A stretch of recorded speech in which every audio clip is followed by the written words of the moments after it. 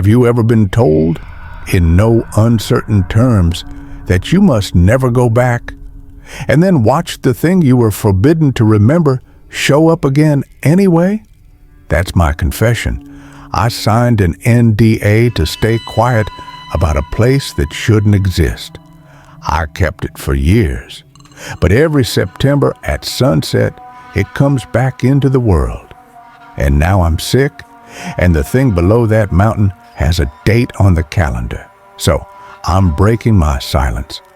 My name used to be on a radio roster. I wore a badge for 24 years. I have a station number, a dispatch name that still comes across static in my head, and an old incident report with a stamp that never fades. You can call me whatever you want.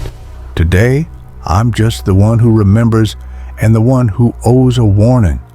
If you keep watching, I'll tell you everything I can. But first, listen to this. The first time I saw it, I almost drove past. The call said 2 hikers reported a structure where the map said only pines and scree, and the dispatcher, Maria, used her calm voice that you learn to trust when everything else is falling apart. It was a routine-sounding thing that turned very quickly into a problem I couldn't file away in a report. The coordinates didn't line up. The elevation didn't line up. The map pin landed on a slope with no man-made features in the park database, and yet there was a lookout, impossibly perched, that only showed itself as the sun was going down in September. You probably imagined lookouts as lonely wooden boxes, a cup of stale coffee, a yellowing map, a wind that whistles through nail heads. That's the truth, with the caveat that this particular lookout obeyed rules that didn't make sense. For one, it only appeared when the light hit the ridge at a certain angle in the 3rd week of September. For another, the window reflection sometimes showed a mountain that was not ours. The first time I walked up to it, my boots felt wrong on the porch, like someone had tuned gravity down by an inch. The sky over the ridge held constellations that were 1 star off, faint and misaligned like a cracked mirror. I know how unbelievable that sounds. You work hard to separate superstition from procedure in parks. But I'm telling you this from the inside of a system that lives on reports and evidence. I brought back brittle, folded incident reports. I have a photo that looks like it was taken by an old Kodak camera and stamped with a date that predates the road.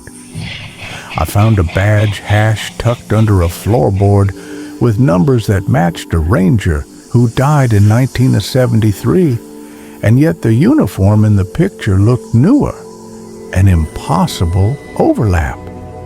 That's the kind of detail that can unspool your certainties and make you hear static whenever a radio wants to tell you something you weren't supposed to hear.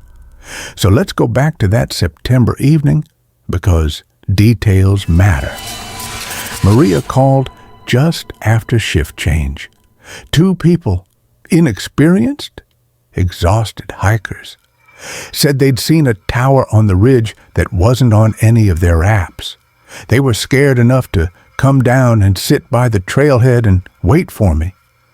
They described the same things, in the same order: the light, the smell of coffee that tasted wrong, the man-shaped figures in the windows that didn't move like living people. They were teenagers, the kind of hikers who trust a checklist and assume that if a route has a sign, it's safe. They weren't trying to be dramatic. They were shaking. I drove the road I'd taken 1,000 times, the turnout that smelled of diesel and pine, the old wooden sign with the station number. I took my kit, GPS, radio, a field notebook with stamped forms, and a thermos of coffee I didn't drink right away. There's a part of being a ranger that's almost mechanical. You run that checklist when people need you. But there's another part where your training meets something that can't be entered into a manual. This is when you notice the small wrongnesses, the things you can't file under animal or weather. When I reached the trailhead, the hikers pointed up. It was late. The sun had slid toward the western lip of the world like something trying to get somewhere before dark. At first, I saw only the familiar ridgeline, the wind pulling at clinging needles. Then the silhouette began to assert itself like a memory pushing into the present. A suspiciously angular silhouette, a porch, a ladder, a window where no window should be. The air around it hummed, not with insects, but with the thin, high-altitude static I could feel in my molars. I've been called to strange things in my career. A bear in a picnic area, an illegal camp, rock climbers who get stuck by bad route choice. But I've never known the kind of wrongness that sits in the bones of a place.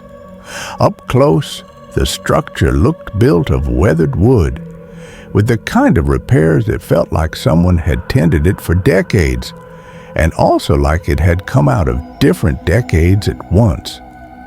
A thermos sat on the sill. A coffee stain patterned a notepad. There were incident forms tucked into a seam, old, brittle, typed on machines I hadn't seen my whole career. The label on one said Station 7 Lookout Log with a hash 7BH11, which to me was a small, terrible kind of proof. I could have walked away and filed a claim that the hikers were playing a prank or that they'd misread the sunlit rocks. Instead, I climbed the ladder because curiosity wears the same shape as duty when it's gone too long without being satisfied. When you climb into a place like a lookout, you expect to feel loneliness and the smell of old varnish. Instead, I felt a tilt, like the world had been nudged on its axis by a finger. My head spun slightly as though a room had been dropped an inch to the left and left the furniture behind. The map on the wall was wrong. The creek was where the ridge should have been. The elevation printed in the corner gave a number that my altimeter didn't match. My GPS pinged a coordinate that translated to solid rock and nothing else. Physically, geographically, this place was off. It had its own geography. Inside, the windows kept showing things that were not us. Once, the glass reflected a mine shaft I'd read about in an old county ledger, one that had been closed for decades.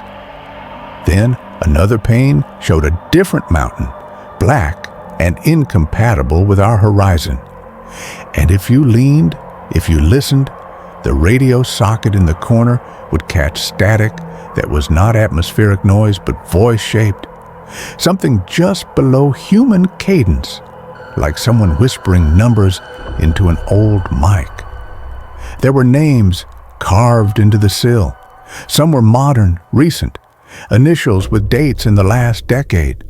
Some were older, single initials and a hash that matched the badge I'd held years before. And then, behind a thin curtain, a stack of photographs lay in a metal tin. They were the kind you find in evidence boxes, rough crops, corners bent, faces half hidden. The uniforms in some were from earlier decades, but the faces were the same. They stared out at me like continuity errors. The dead lookouts, the ones who'd come to be in the light when the sun slanted just so, were not just legends. They left traces. That's when one of them spoke, without a mouth opening, not in words, not exactly.